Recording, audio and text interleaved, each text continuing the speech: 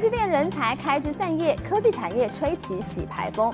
同样上课，你也可以说啊，反正我开这个课，大家爱上就来上。我所知道，台积电在落实跟执行力，这个是很多公司并没有做到。跨产业挖角会是趋势吗？精品产业的美学思维这个元素呢怎样融入到科技产品里面去？跨行业，跨域。